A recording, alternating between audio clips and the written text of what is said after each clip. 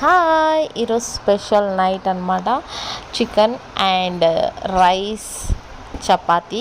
అయితే chicken leg ఉప్పు, పసుపు, ఉల్లిగడ్డ, పచ్చిమిరపకాయ, కరివేపాకు వేసి ఉడకబెట్టుకోవాలా. నీళ్ళన్నీ లేకుండా ఉడకబెట్టుకోవాలన్నమాట.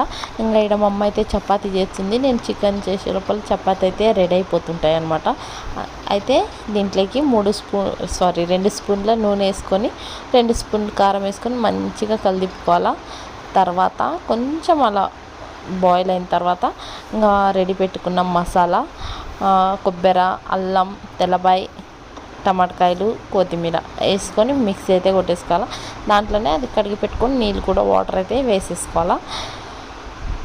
వేసేసుకొని మంచిగా కలుపుకొని కొంచెం తగినంత అయితే ఉప్పు, ఎందుకంటే ఫస్ట్లోనే మనం ఉప్పు వేసి ఉంటాం కాబట్టి ఇప్పుడు చూసుకొని అయితే ఉప్పు అయితే వేసుకోవాలన్నమాట.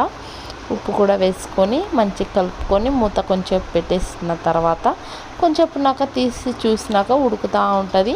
అప్పుడు chicken masala powder and garam masala, ధనియా పౌడర్ అయితే వేసేసుకొని మంచిగా మళ్ళీ ఒకసారి కలుపుకొని కొద్దిసేపు మూత పెట్టుకుంటే మన ఎమ్మి చికెన్ ఈస్ రెడీ అయిపోతుంటుంది అనమాట. ఇలా చూడండి, సాత్విక్ వాళ్ళు కూడా చపాతీ చేస్తారంట. అంత తలకాయ తింటుంటారు నా పిల్లలు. ఏం పిల్లలు ఏమో, చాలా అంటే చాలా టార్చర్ చేస్తుంటుంటారు, ఆటలలో బిజీలో ఉంటారు. ఇంకా మా అమ్మ చపాతీ చేస్తుంది చూడండి. అప్పుడే నా సంఖ్యకి కూర్చున్నాడు సాత్విక్ గాడు. ఇప్పుడే నిద్రపోయి లేచిండు అనమాట, అందుకని వాడు మూడ్ అలా ఉంది. ఇంకా నేనైతే చపాతీలు కూడా కాల్చుతున్నా, రైస్ కూడా అయిపోయింది. ఇంకా మా ఆయనకు ఒకటేమైనా ఆకలి అంటుండు. ఇంకా గబిక్కిన ఒక 2 చపాతీలు అయితే కాల్చి మా ఆయనకైతే ఫుడ్ అయితే వేసి ఇచ్చిన. ఇంకా తర్వాత నేను తిందామన్న టయానికి కరెంటు పోయింది. నా పరిస్థితి చూడండి ఇంకా ఎట్టా ఉంటుందో.